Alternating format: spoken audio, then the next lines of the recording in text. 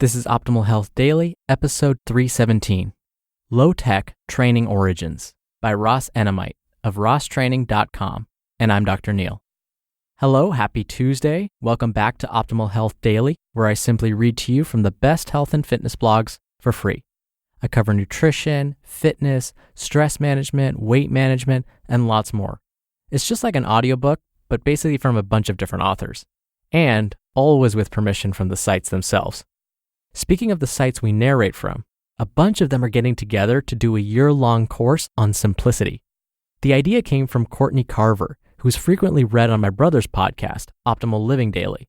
She got the minimalists, Mark and Angel, Colin Wright, and more authors that we narrate to tackle one topic a month in all of 2018. Jules Clancy, who has her food science degree, will be covering simplicity with cooking in April and eating in October of next year, so you might want to check it out. Just visit oldpodcast.com/learn to learn more, and not only support a bunch of the authors we narrate, but also us, because Courtney will contribute back to our shows if you go through us. So again, the link is oldpodcast.com/learn. You help us out, and you help out simplicity as well. And now let's hear today's post and continue optimizing your life. Low-Tech Training Origins by Ross Enamait of RossTraining.com. One of the motivators behind this blog is my desire to prove that it is possible to get in shape with little or nothing. As a result, I've shared countless stories of athletes who have thrived despite training in less than ideal environments. Whether it was boxers in Brazil, wrestlers in India, or athletes in Russia, the common denominator between them is their ability to succeed without the so-called necessities that the fitness industry so heavily markets. Unfortunately, there appears to be confusion in regards to some of my previous entries. For example, one reader of the site asked why I continue to share so many stories of underprivileged athletes. He wrote the following, quote, "You've made your point. It's time to move on." End quote. Another reader of the site asked what's the relevance of an athlete who lives in poverty to those who are more fortunate. In his words, quote, "Are you suggesting that we need to live in poverty to be successful? How ironic." End quote. Based on comments such as these, I feel it is important to clarify a few points. 1.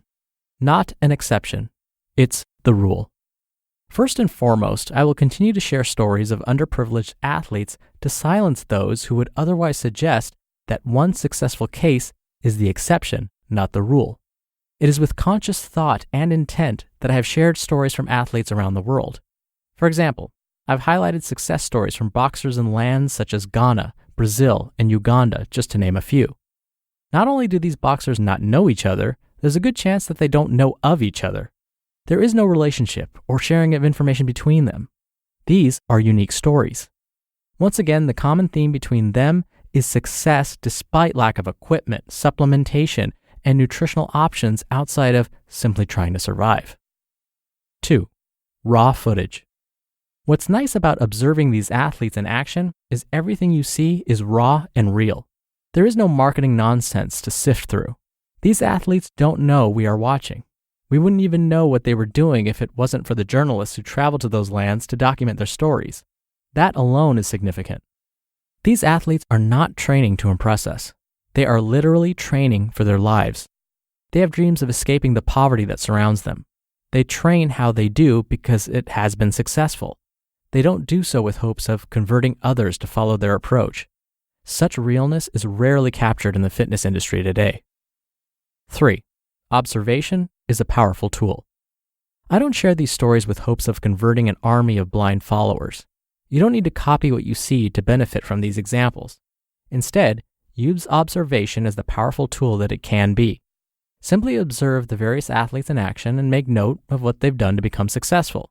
You can then apply Bruce Lee's timeless wisdom to absorb what is useful and discard what is not. For example, just because the wrestlers in India may train without a floor doesn't mean that you need to as well. You can, however, learn from the work ethic and desire that they so clearly display. 4. Honesty. Whether you choose to admit it or not, fitness is a hustle. The fitness industry is a multi-billion-dollar machine with no signs of slowing down. Yes, there are good and bad apples within any industry, but we all know that the fitness world is filled with deception. I don't have a problem with anyone earning an honest living, but many fitness marketers make used car salesmen look as honest as a young child. Not a day passes without a marketer spamming my inbox with false promises of improved fitness. There is no shame in their game. They are relentless and extremely manipulative. It's these modern fitness gurus who tell us what's needed to get in shape. Meanwhile, there are countless stories from poverty-stricken lands that suggest otherwise. Whose story should we believe? The marketing powers who dictate trends in the name of revenue, or those who succeed with little or nothing? Hopefully, we won't need Captain Obvious to save the day and answer this question.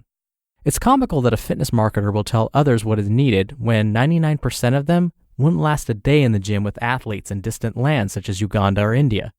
Perhaps what the industry tells us we need isn't as important as previously thought. 5. I've lived it.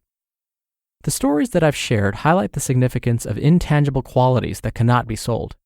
The fitness marketers cannot sell you attributes such as hard work, dedication, sacrifice, consistency, or perseverance. As a result, these qualities will never receive as much attention as those items that can fatten the wallets of the fitness regime. Fortunately, there are still some of us who have walked the walk and understand the significance of the intangibles. I don't simply write about low-tech environments because it interests me. I have lived it. The gym I started with consisted of nothing but cement walls, a few punching bags, and several fighters who were hungry to succeed. It wasn't Ghana or Uganda, but we didn't have much more in terms of equipment. Lack of equipment didn't stop us, however. Everyone who was there was in shape. We worked hard, we challenged each other, and we encouraged each other. We thrived heavily on the basics. We worked hard with calisthenics. We ran hard. We hit the bags hard. We sparred hard, and we fought regularly. The approach was simple yet effective. None of us knew anything about nutrition, and no one took any supplements. That didn't stop us from getting in shape. When in doubt, we always relied on more work and harder work. It never failed. 6. More than boxing. My experience is clearly rooted in the sport of boxing.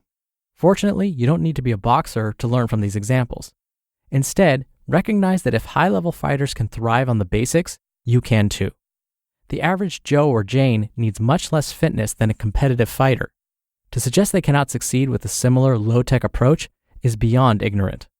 The fitness marketers would certainly like you to believe otherwise, so it's my hope that the stories I mentioned will help some see through their rampant deception. If you wish to get in shape, you have everything you need to get in shape.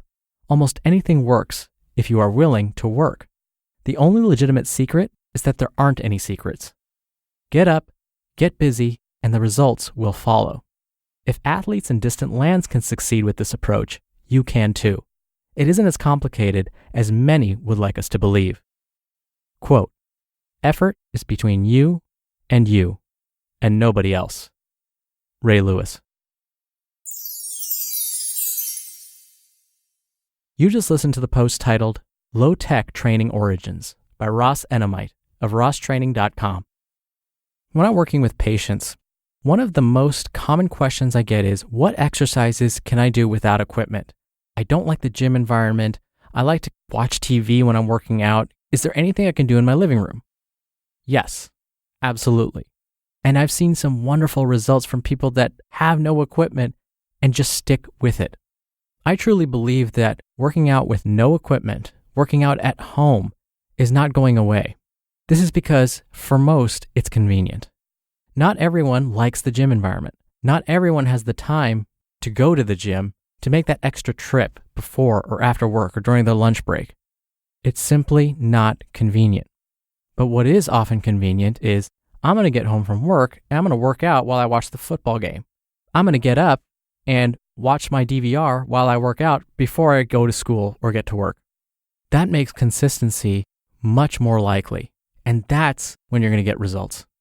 So if you're one of those who wants to work out at home and you have no equipment, just be sure, of course, you get a little bit of training so you know how to do moves properly, like squats and push-ups and things like that. But I encourage you to do so. Once you have that knowledge, go for it.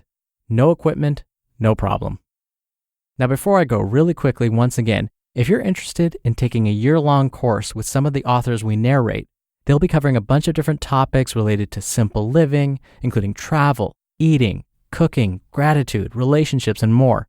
They'll have live talks with recordings, optional homework, new content, and optional private Facebook groups, and more. If you're interested in doing this, come by oldpodcast.com/learn to learn more. All right, I am out of here. Thank you as always for being here. Thank you for listening every day. Thank you for subscribing. I hope you're having a great week so far, and I'll see you back here tomorrow where your optimal life awaits. Hello, Life Optimizer. This is Justin Malik, creator and producer of this show and Optimal Living Daily, the brother podcast of this one. Literally, I'm Dr. Neil's brother. If you like the format of this show, you'll love Optimal Living Daily too, where I also read to you from blogs, but cover other topics like personal development, finance, and minimalism from bloggers like Derek Sivers, The Minimalists, Zen Habits, and many more. So for more amazing content read to you for free, come subscribe to Optimal Living Daily too, and together we'll optimize your life. You've been listening to Optimal Health Daily. Be sure to hit the subscribe button to stay up to date on each new episode, and head to oldpodcast.com. That's oldpodcast.com for a free gift, as well as more actionable tips and resources to help you maximize your potential. Thanks for joining us, and remember, your optimal life awaits.